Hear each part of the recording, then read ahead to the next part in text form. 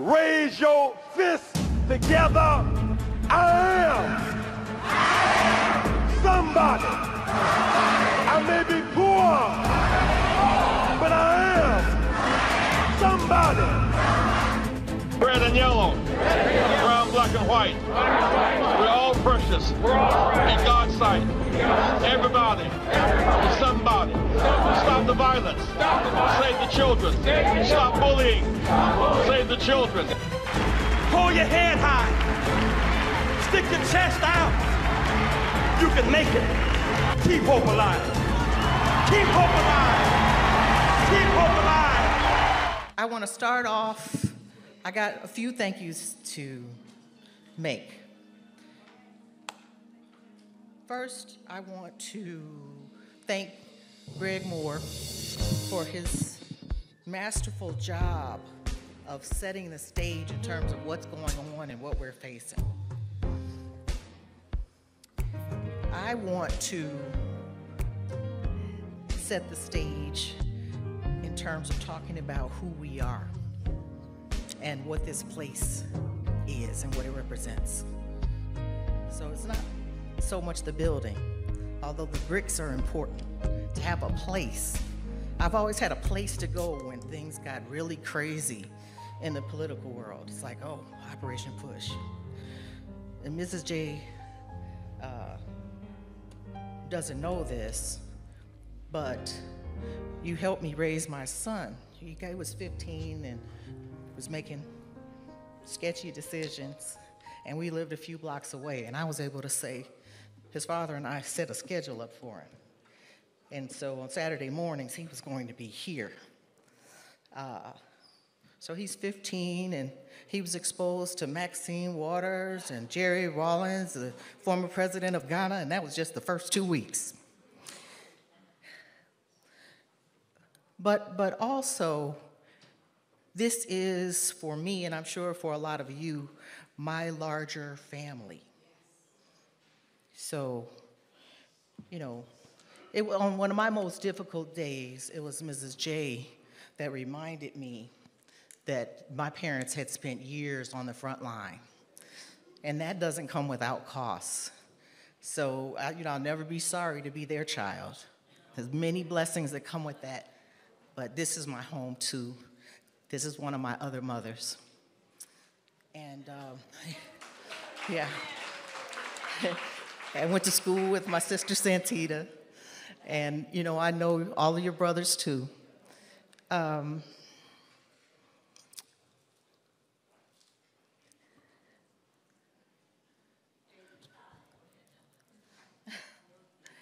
Yeah. So I want to talk to you about how I got here today. So I'm out at the University of Chicago at the student encampment, because where else would I be? And people would come, some people came out, I'm coming. I'm there one day, and Reverend Jackson rolls up. So there were staff with him, young people, and there was Betty Magnus and Reverend Jeanette Wilson, and the two of you have to cover your ears. You too, Mrs. J. Anytime they ask me to do something, what else do I have to do? I don't have anything better to do than be here, working in this place that is, people could dispute this, but I don't know how. But this is the cradle of this broad-based political coalition. And I'm listening to what we're facing. And one of our greatest teachers told us we've got some difficult days ahead. And I've been going fangirl all day. I actually haven't seen any of Greg Palast's movies, but I read the book of, yes, The Best Democracy Money Can Buy. I found myself living in South Florida in 2000. And of course, You know, I'm not as fired up as you, Ms. Barbara, but I was fired up enough to volunteer every week for years to protect what had been fought for, because too many people had fought too hard for too long to give us so much. And so I circled back into voting rights work. And so I'm really happy to be here. And I'm gonna join our sister Nina Turner and just say this before we get to talk to these wonderful people that I had lunch with. She said, we've been here before. Yes. Yes. So we're facing difficult things, but we've been here before. And there's all this talent and energy and love. And one of the miraculous things is how it regenerates into new generations. And these are hard workers in the vineyard. And one of them was convincing me of how old she is. And that can happen in terms of the people that are doing a lot of work. But I'm really excited, and I came here looking forward to learning from all of them. And so let's do that. Let's have each of them introduce themselves and tell you about the work that they're doing. We can start with you, Agnes. Okay. Thank you. Good afternoon. My name is Agnes Gray. I am the Community Engagement Organizer at Common Cause, Illinois. So my organization, we focus on redistricting, we focus on money in politics, but most importantly, we focus on voting rights and government accountability. And to be completely honest, it's very interesting because we do find ourselves in a unique time, right? With this election coming up, I feel like every time we are coming up on an election, everyone's like, this is the election, this is the election. But being able to work in a nonpartisan space in elections, what we understand is that it's so much more than just about getting people to the polls. I love that they said, what happens on November the 6th, right? Well, I like to also say what happens between this election and the next, because too often we're so focused on the election that we don't focus on that in-between time.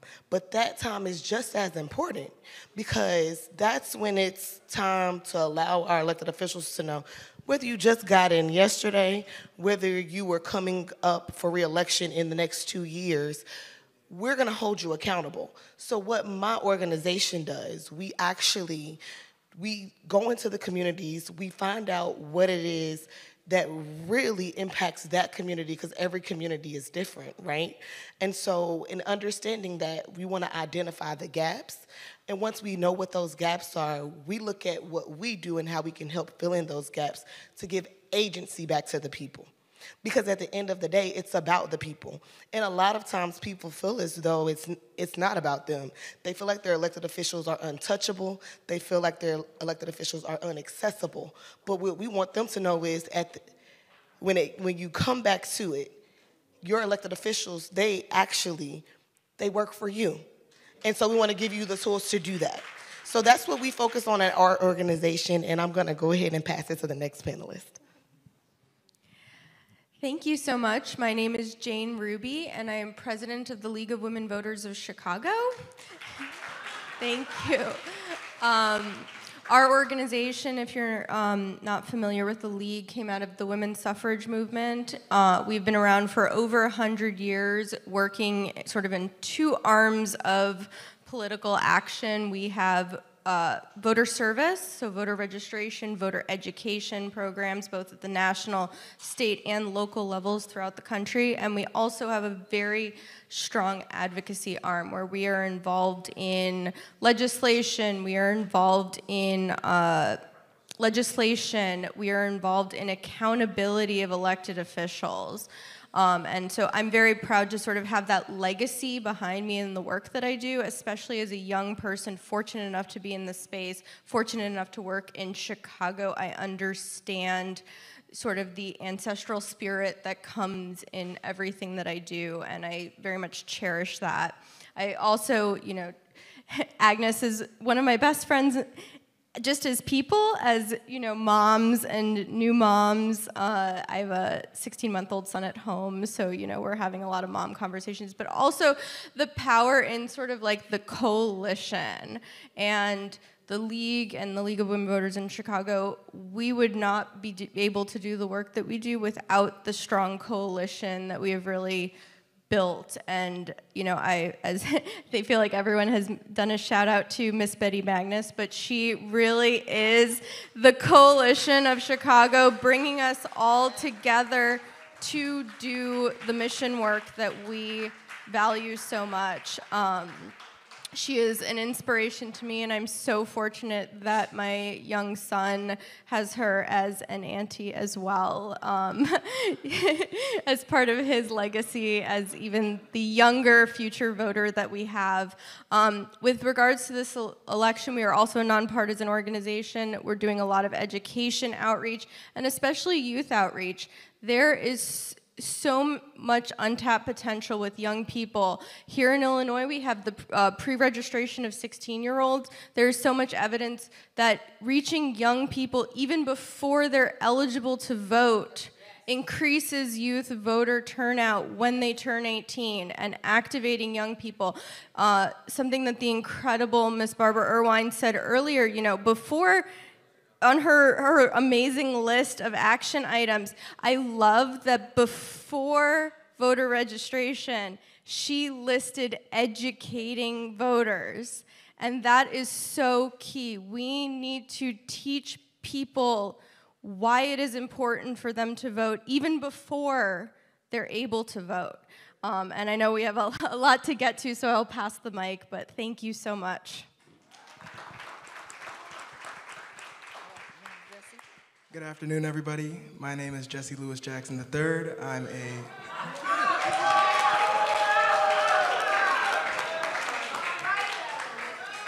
I am a former congressional intern on the Hill and a junior at Morehouse College in Atlanta. And like I said previously, I had previous history on the Hill, but I'm currently a part of the Harris campaign, working on the AUC, ensuring that people vote. So.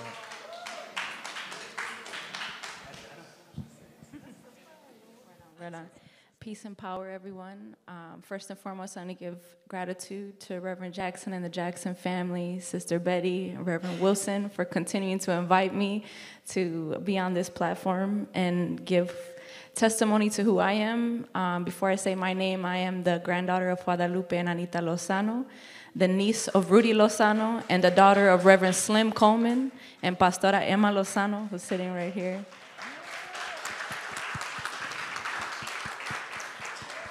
My name is Reverend Tanya Lozano-Washington. I'm one of the chair people at Healthy Hood Chicago. I'm also the founder there, and I'm now the pastor at Holy Ground. I've taken over my father's church there. At Healthy Hood Chicago, we are an organization that was established to combat the current 20-year life expectancy gap that exists in Chicago between communities of color and affluent white communities. It's actually the largest life expectancy gap that exists in all of the country. And that's because if you're from Chicago, then you know historically we're known as the most segregated city in the country, right? So when people say disparities are not racial, well, Chicago proves that wrong. It is. And so we have a program called the Youth Health Service Corps that operates in 21 different CPS and alternative high schools, teaching 7th through 12th graders about the life expectancy gap, getting them a little mad, right? Because you got to get a little bit angry to go into action. But then we also train them to screen for early detection for the 5 diseases that cause that life expectancy gap. So our 7th graders can take your blood pressure, they can take your blood sugar, they can navigate the healthcare system to get you a primary care physician, and they can advocate for themselves and for their families. After they go throughout our curriculum, they're responsible for finding 5 to 10 people in their family and their community and Usually they can find it in their family. If you're like me, you're Mexican, you can find it in one quinceañera, you're good, you know, you're done there.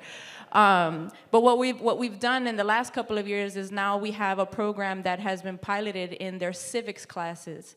And what we've come to realize is that young people's mental health gets better when they have purpose, specifically in social justice movements. And so we've been able to create several cadres out of our organization where we've really radicalized and revolutionized a base of critical thinkers, young people who understand that the responsibility goes beyond just the polls, right? It happens in the home, it happens in the schools, and it happens in our healthcare system. And so a lot of our programming is modeled after the Cuban healthcare system, and we've been able to visit Cuba every single year for the last 4 years with our young people. And we've learned not just about their healthcare system, about their society, and we've been able to bring a lot of those things back. And one of the first things we did was we created Sunday sessions, which I'm now the pastor of, but it's really, to be honest, was already happening here on Saturdays. I was coming here as a little girl with my father, Reverend Slim Coleman, and it's a model that they practice in Cuba that's called Centers for Ecumenical Dialogue. And I think the most important thing that we think about in Chicago is really, we are the most segregated city in the country. How are we combating that too, right? And that's by building coalition. And so we've built a coalition called the Chicago Coalition for Intercommunalism, and the Rainbow Push family is a part of that coalition. Over 75 organizations, small business owners, artists, influencers. You don't have to be an organization to be a part of this coalition. We've been able to create alignment and talk about these very real issues that we're dealing with in this city.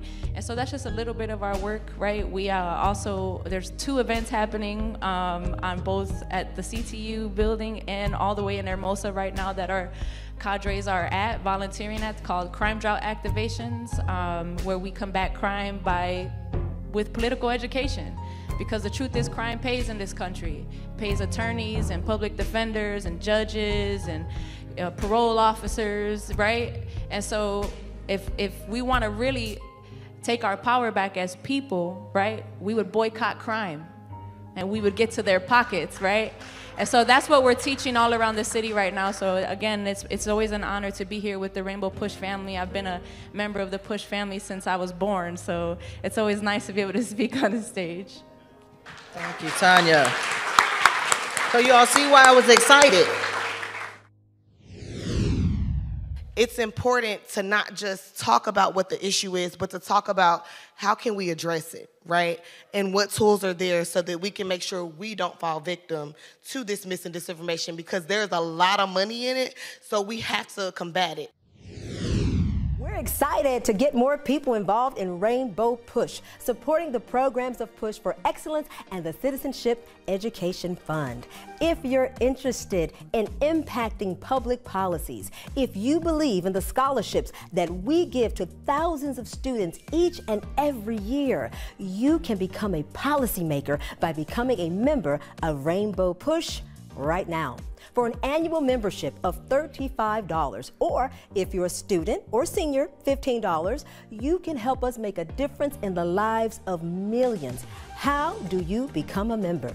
Visit our website at rainbowpush.org and press join. Or maybe you'd like to support us. You can text the word PUSH, that's P-U-S-H, to 41444 on your cell phone, and you can give any amount you feel comfortable giving. You can also call us at 773-256-2775, or go to rainbowpush.org and push donate. Wherever you are, you can support us as we keep pushing for you.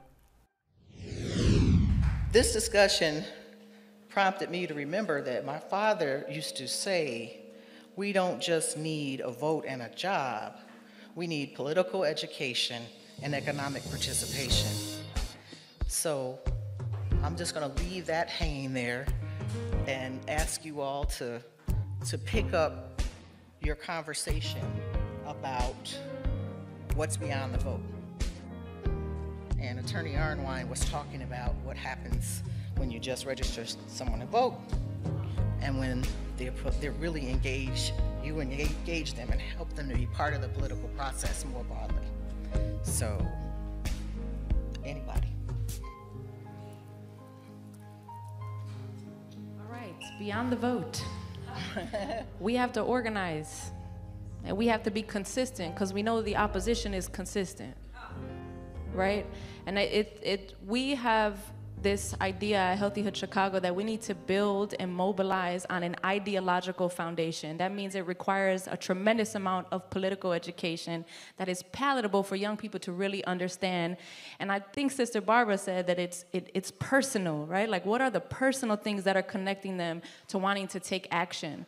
When we start our program in the schools and we talk about the 20-year life expectancy gap, the kids just kind of look at us like, okay, right? Well, I said, well, if there was a chair here and your mother was sitting here and somebody had a gun to her head, what would you do? Would you let them pull the trigger? Well, that's what the healthcare system is doing, right? So how do we connect them personally? And the Black Panther Party defines power as identifying a phenomenon and making it move in a desired manner, right? There's a phenomenon happening right now. The floodgates have been opened. The information is everywhere. Young people are seeing it all over their phones. Now, they can even see how our government's global policy is affecting people all over the world and now affecting us. Everyone's so worried about the migrant crisis, right? So let's use that as an opportunity to educate people about why these people are coming here in the first place. Do we know? Right? I've been to Cuba. I've been to Cuba 3 times now. And there's a blockade in Cuba. There is a blockade, right? There's an embargo that doesn't allow for Cuba to buy, sell, or trade with anyone else in the world without being fined by the United States of America. They're literally starving that country. They're doing the same thing in Venezuela. That's why there's so many migrants here. In Venezuela, this is an oil-rich country. There's no reason why they should be starving. That's because of the United States global policy, right? And young people are able to see and understand this because the floodgates are open thanks to the Palestinian movement for their freedom.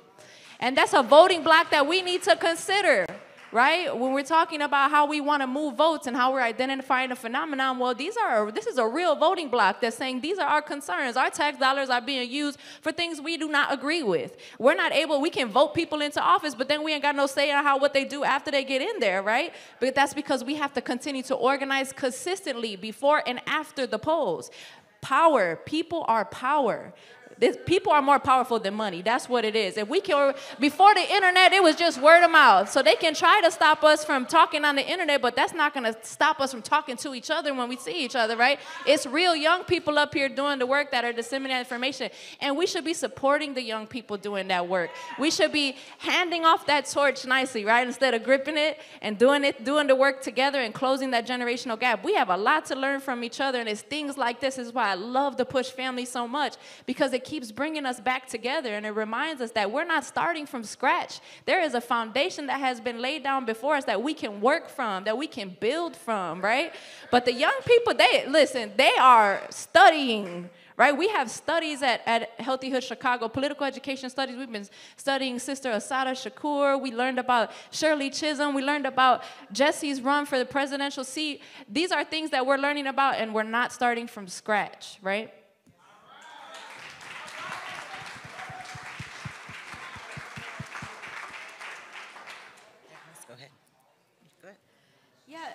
I mean, it's very hard to follow that because that is so powerful and so true and right hitting the nail on the head with what is going on. In a lot of my conversations with young people in particular,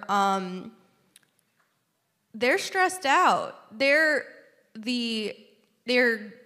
starting later in life in a lot of sort of opportunities and abilities to buy homes, pay for education, have families, have a lot of the things that, is the quote-unquote American dream that a lot of, is talked about and should be accessible to young people. There's a big gap in participation up to this point because of those things.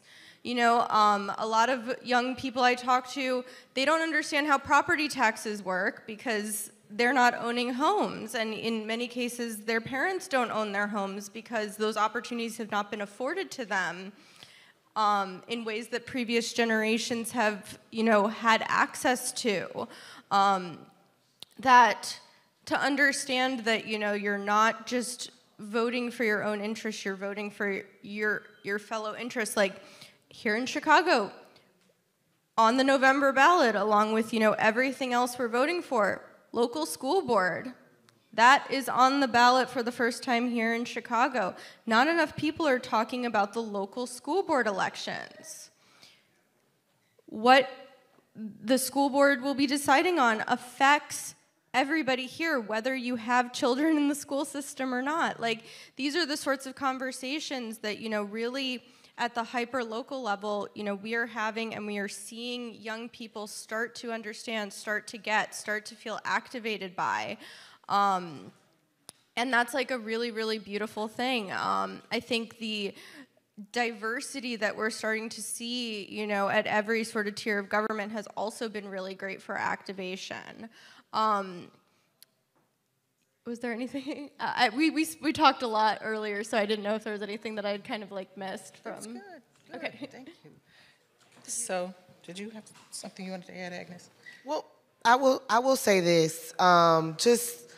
I don't want to be repetitive because I think that both Jane and Reverend Lozano spoke on some really great things. I think it's really important that when we are thinking about youth, we have to stop saying they are our future. That's my biggest thing. They're our present.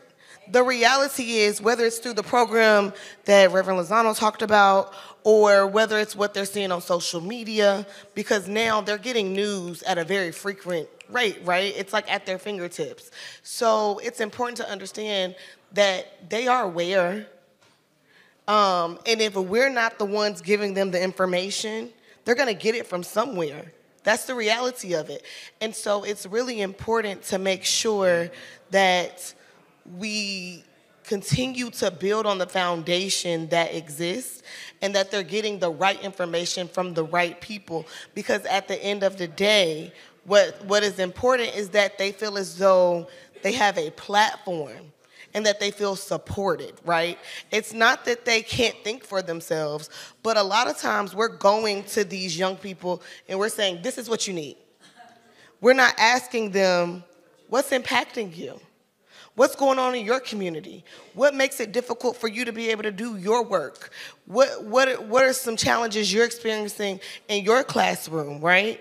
And so when I'm working with young people, I think it's really important to allow them to understand that they have a voice. And I love the program that you have because it really, like I said earlier, giving agency back. Like, you're giving agency back to young people that they can take to their parents, their grandparents.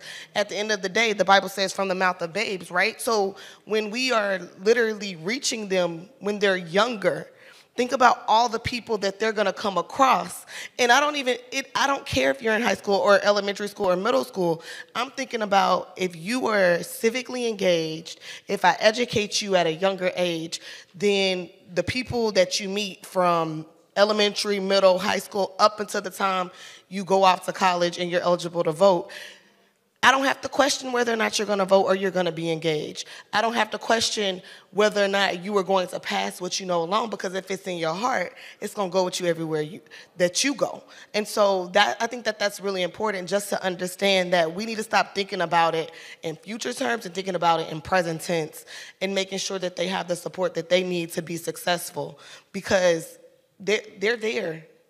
They just need to know that we support them and that we're going to give them the tools to be successful. Thanks, Agnes. I'm really glad that you brought up information and how it's disseminated, because I want to ask you all something about that. But first, with respect to your constituents, the groups that you work with, and specifically and younger people generally, what strategies for voter engagement are working? And what are some of the things that you'd like to try?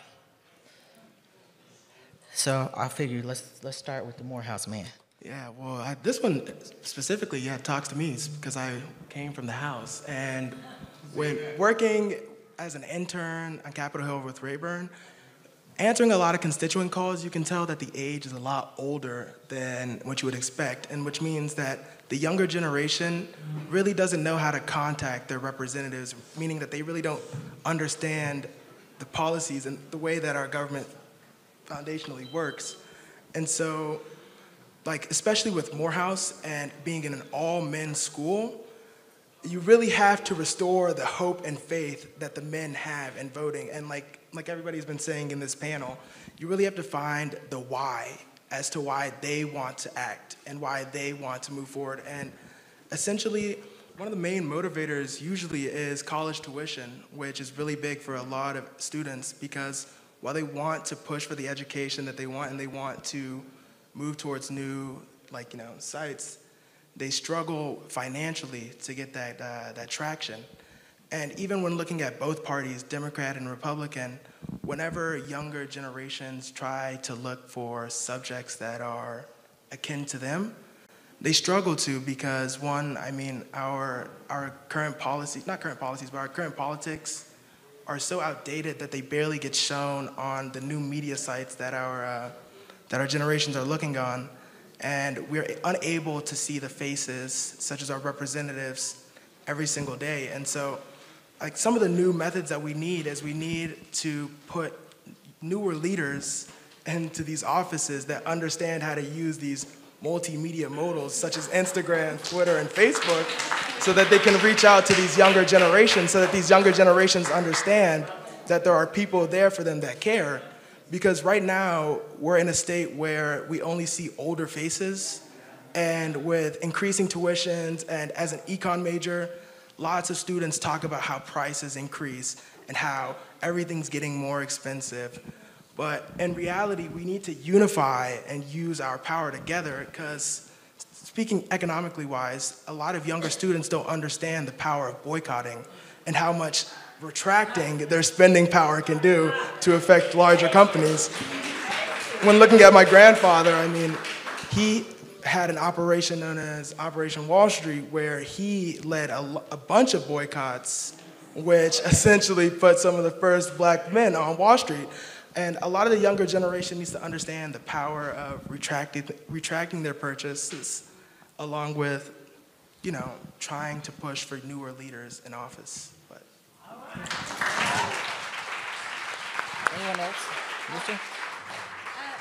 I'm so glad that you mentioned sort of power and the way that, the optics of how politics is run, because I think that there is a big myth around political power, and that it's sort of this super elite at the very top. It's very wealthy, and that's sort of where power and change is going to happen.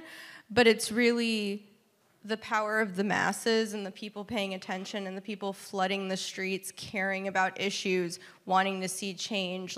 That's where change will happen.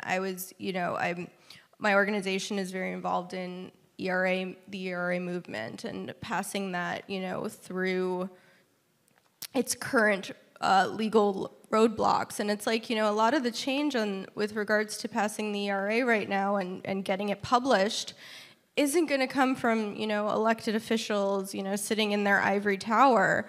It is people going into the streets, getting angry and young people especially, and people of color going into the streets demanding that this gets published, because it is wrong. It is wrong that we do not have the ERA published in our Constitution right now, and it is stalled by all parties. All powers that be are responsible for that. And we have the power to go into the streets, get angry, say, publish the ERA, and expand the opportunity, especially for young people who are graduating and going into the workforce and going into education and having experiences where they are not equal. They do not have rights. They do not feel like this country is for them and that they can sort of make a difference, have a life. If I could just say something very quickly, it goes back to what I said towards the end of the last question, but I think it's really important to emphasize that we need to stop making young people feel like they only matter when they turn 18. I'm just gonna be honest with you. Once again, we keep focusing just on the polls, and yes, that is important, but it's so much more than just election day. It's about being civically engaged, and it's about actually being a valuable contributor to your community and your society. And you don't have to wait until the United States says you're old enough to voice your opinion at the ballot box to be a valuable contributor to society. And so I think that we really need to emphasize that. And we need to, first of all, let young people know you do matter, what you feel matters, and you as an impacted individual, you know, it's important for you to share what's happening to you. I remember I actually had an opportunity to go to one of the high schools in Evanston Township, and it was amazing. It was kind of like a speed dating for civic engagement. And a lot of these young people did not know that they could write their elected officials. They didn't know that they could actually write a witness slip when they go into the state legislature, when it's things that's impacting their community or their school. And so I think that even connecting those dots for young people and letting them know, hey, you can be actively engaged. You don't have to wait until you're 18 or 21 to be able to tell your elected official how you're feeling about the decisions that they're making when it comes to the resources in your community, when it comes to the resources in your schools. So if I could say anything, we need to understand that, yes, I understand in terms of a voting block, you know, young people, the 18 to 35, but once again, reaching them beforehand, that's gonna have the most impact, so we're not playing catch up. I feel like a lot of times we're trying to deprogram young people and be like, I know you felt this way for all these years, but now that you can vote. But if we let them know from the beginning, you actually have a voice in how you feel matters, and you can engage in this process in your own way, then that to me is what's gonna make a difference and ensure that when they turn 18, we're not having to convince them why they have to go to the polls. They already know that's my right that somebody fought for. And so that is one thing, I think, changing that narrative and making sure that they understand that on the front end instead of waiting till they can go vote. We need your support. Here are ways to give to Rainbow Push Coalition. Text PUSH, P-U-S-H, to 41444 to support the work of Reverend Jesse Jackson Sr. and Rainbow Push Coalition. Get involved with the movement.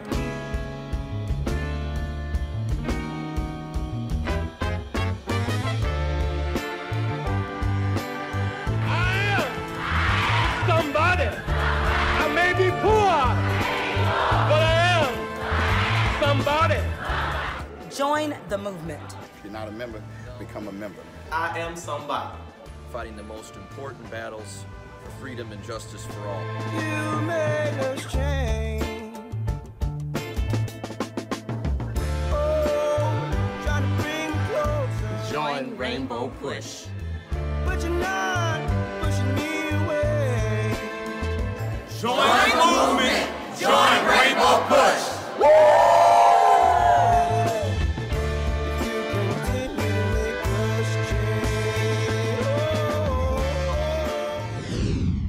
I mentioned this before to a couple of our panelists that I was mind blown. I was at a conference in Eastern Europe after the Berlin Wall fell, and the money that the US was spending on promoting civic participation among high school students was mind blowing. So, you know, this is what we gotta fight for.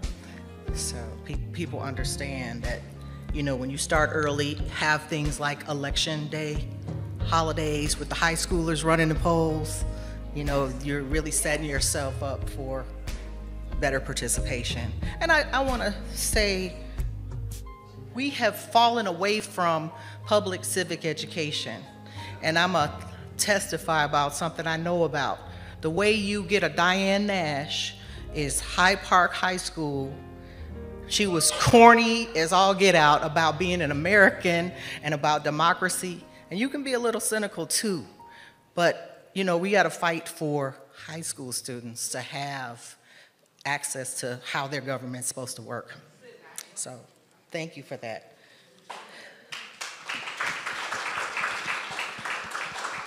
So, media. Melissa Harris Perry argued a little bit of a while ago that gathering political information is expensive. It takes a lot of time to read and stay well-versed, and when you're talking about working folks, you know, how do people in communities where people don't have a whole lot of leisure time, how do they come up with, how do they gather information to participate in the process? So I've seen a kind of consolidation. There used to be a huge number of daily newspapers here in Chicago. How do you all circulate high quality information and analysis? And this gets to what you were talking about too, Reverend Tanya Lozano. And analysis among your peers and constituents. You were seeing, so that was a question, but I'm gonna just add on to it a little bit. There are efforts to ban TikTok. I have been heartened by being able to get direct news from Motaz and BSON about what they're seeing and what's going on. So there are many sources. So what's the role of media with young voters having access to the necessary information that they need to participate? Like, tell me about that. Tell me how it is. Tell me how it should be. Well, I can start and go ahead.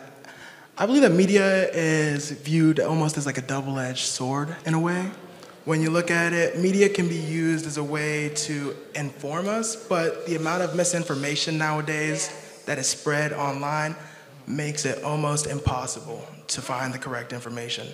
And so, speaking back on Reverend Lozano and the rest of the panelists, how they prioritize education and learning about the proper ways of searching up media is also included in education. I mean, you have to be able to find the more reputable sources, but also, I mean, for instance, if you look at newspapers, we were talking about Chicago ones, but like newspapers such as the Washington Post, you also have to do background checks on the corporations that are publishing this media, because nowadays capitalism has seeped its way through every foundation, and it's gotten to the point where billionaires can now control media. And so you essentially have to teach the younger generation how to find the proper information. And that's one of the more difficult tasks that we're still trying to figure out, I think. Thank you. Yeah, I think all of us are starting to realize, right? Like one of the points on the 10-point program, the Black Panther Party, was the people's control of modern technology. This was Huey P. Newton saying this long time ago, right? Like, we don't have control of modern technology. And so if one day it decides all that stuff goes down, what happens? Think about who your most trusted source is. My most trusted source is my mom. It's somebody I talk to every day, somebody I trust, right? So how are we creating trusted sources in our community? Real people, not just media, right? And I think a lot of that is we should be thinking about artists more. Artists are, I feel like they're what do you call it? They're an untapped source. In Cuba, right, artists are considered the soul of a nation. They're the intellectuals, because in order for things to change, you got to be creative, right? And so they look to the creatives to be those people, and they become the spokespeople for what kind of change, what direction they want their society to go in, right? And so what we've been doing with how we're spreading our news around is we're using the artists. They're already on the stages, on the platforms, and they're learning. They're going through the political education courses. They're going through the training to become restorative justice practitioners and things like that. And so they become the voice of the people, and they're trusted sources because people know them. They're from their block, they're from their neighborhood, they go to their school. And the same thing with, especially with young people, sometimes we're like, young people don't believe adults all the time. In fact, they rarely believe adults, right? And they feel very disconnected, and that's the truth, and that is by design. That is not their fault, it's not old folks' fault. It is by design that there is a generational gap. That's why we keep reinventing the wheel over and over again, because of that gap.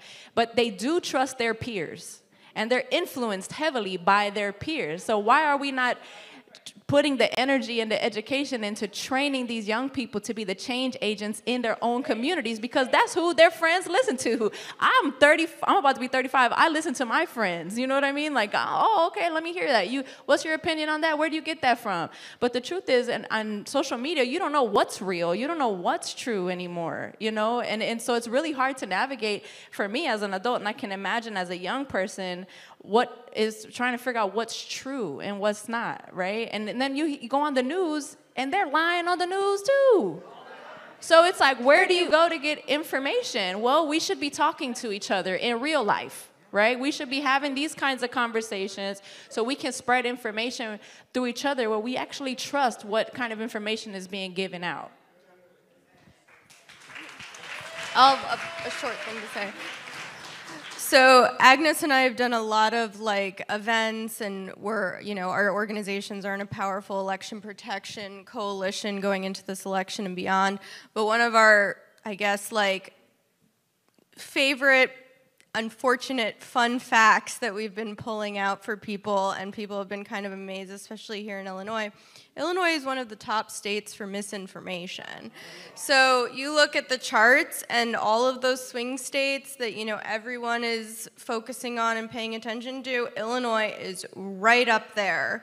There is so much money and misinformation being pumped into Illinois right now. And we all really need to be paying attention to that and being able to check our sources, and also being able to report when we see misinformation. That is very important too. Part of our election protection, there's a huge arm of it that is misinformation with a reporting tool that if you see, if you see something, say something, but it is so important because it is connected to all of those big social media platforms, news networks, to get them to take down those things and sort of, really kind of ensure that what people are seeing is truth. And if I can just pick up on that, so a lot of times we talk about the problem, right, but we don't provide a solution. And I'm very solution-oriented as an organizer and in the community. So to Jane's point, what we are doing is we've partnered with the League of Women Voters Illinois, so at the state level, because Common Cause, we do have a mis and disinformation component to the work that we do. And so what's important about that is we actually train people on how to vet the news that you're receiving. It's not enough to just sit there and say, can you trust it? We need to make sure that people have an opportunity to understand, how do you really get down to the core of what you're looking at? So when you see something, we want you to think to yourself, what this person is putting out there, what do they have to gain? Is it money? Is it fame? Are they trying to win a political seat? What are they trying to do? But not only that, we don't want you to just learn how to report it through our reporting system. We are now taking a step further, and we're training you on how to combat it and inoculate it. Because at the end of the day, similar to the program that Reverend Lozano was talking about taking it back to your family members and your community, right? We want to teach you how to train your community and your family members. So when you're at the dinner table and Uncle Bob is talking about something that's so far-fetched, you were equipped to have the conversation with him about not saying, oh, you're wrong, right? Because you don't want somebody to feel like you're trying to, test them, right? But you start asking them questions. You start saying, okay, tell me a little bit more about this. What is another reliable news source where you found this same information? And so, once again, we know that this is an issue, but that is exactly why in our election protection program, it's going into this election cycle, we felt like it was so important. And I had to fight for this because Common Cause at the national level has their program. But I said, no, here in Illinois, we need our own program. We don't want national overseeing what's happening because we are the people here in the state that know the specific narratives that they target us with. And so from a youth standpoint, and this is the first time that I'm sharing it, but we don't have a specific date, but we are actually putting together a mini youth summit with the League of Women Voters, with MICVA Challenge, with She Vote Illinois, where we're actually allowing students to come in there, and we're gonna have a panel of people who are talking about different components that are impacting youth, and we're gonna talk about the impact of mis and disinformation. But beyond that, we're also going to have where students are able to be trained both in the election protection space, but also in mis and disinformation. And so, you know, at the end of the day, it's important to not just talk about what the issue is, but to talk about how can we address it, right? And what tools are there so that we can make sure we don't fall victim to this mis and disinformation, because there's a lot of money in it, so we have to combat it. This is my last point about mis and disinformation. We know about the Russian interference in 2016. We know about election denialism in 2020. We know about what we have been seeing. Well, let me tell you what's unique to 2024. Okay, in 2024, you have artificial intelligence. And when I tell you, it creates media at a rapid response, it's hard to keep up with. And Miss Betty and I have had so many conversations about this. It is scary, but I like to encourage people, don't be afraid of it. We need to learn these tools, because if the people that are the bad actors are using it for bad, we need to know how to use it for good. Because if we don't educate ourselves, I promise you, we're gonna be fighting a losing fight, because at the end of the day, you can't compete with technology. So we need these young people who are technologically driven. We need to educate ourselves on how to do it, because that's the only way we're gonna be able to combat it, because it's a lot of money and a lot of time and resources put into that. And so with that, I give it back to the moderator. Thank you. Man. I don't know about you all, but these young folks have me thinking about things I wasn't thinking about before. I really appreciate you all. Thank you so much. So we're going to close our panel out. We have some exciting things to do. I want to say I'm kind of in between, closer to your elders, but I'm yeah, somewhere in there. But these people in this room, and I'm just going to speak about a couple of particular ones, are at a stage in their lives where they are willing to give you all everything in this fight for democracy and the fight for your children. So Reverend Jackson, you know, you got me here by just going out to University of Chicago's campus. I'm like, man, you know, this man is still on the battlefield, and I appreciate you.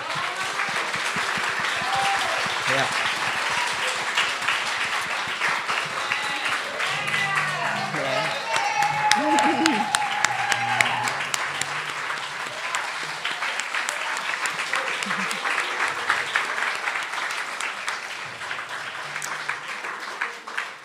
And as we go toward the election, I just want to tell you that I know what I'm talking about, because I saw Barbara Ironwine speak right here in this room a couple, 3 decades ago maybe. And she was herself, but there's this fire. And I'm like, what? And I've seen this before. So I was doing civic education in Somalia, and women's rights were a big issue as they were trying to put things together.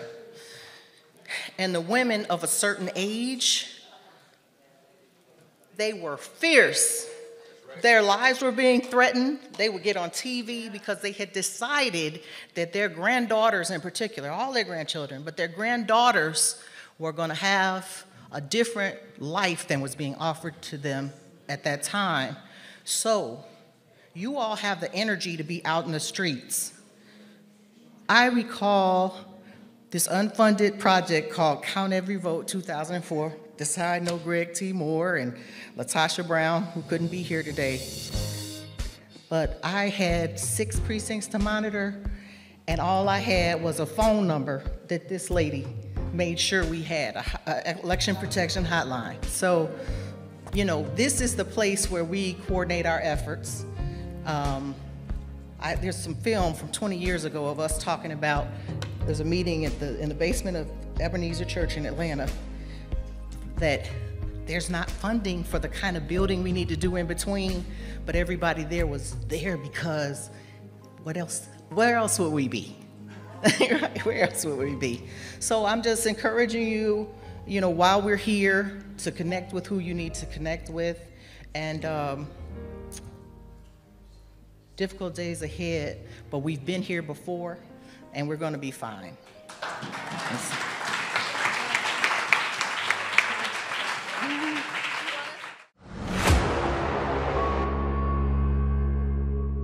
You're telling me 2,600 miles away, 2 days for an election, that if I want to vote, all I have to do is show up and prove as an American citizen that I have the right to vote again?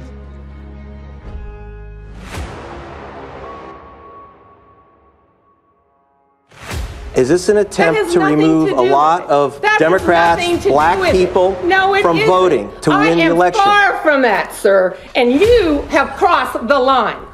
And today to come out and not be able to vote and no one can give you an explanation, like, it's extremely emotional and it bothers me. It bothers me to my core.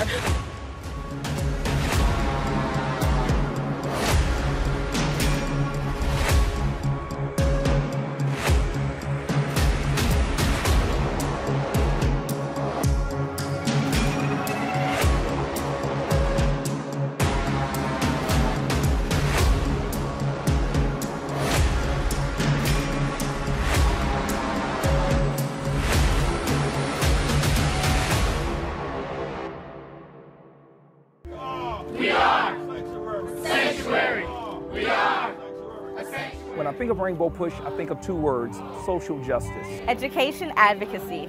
Political empowerment. Freedom and equality. Corporate partnership. Stop the violence. Save the children. Don't get in, shut it down. If we don't get in, shut it down. Political change. Inclusion, evolution. Progress, justice. Jesse Jackson. Keep hope alive. Alive. Keep hope alive. Alive.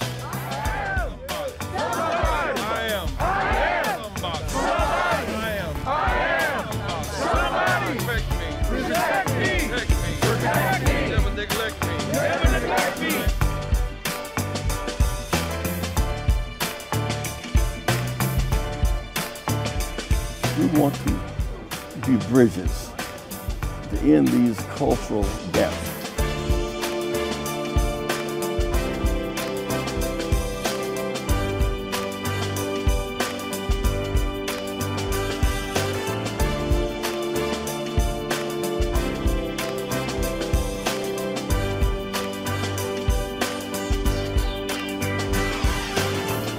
We're going forward. By hope. Not backwards. By fear.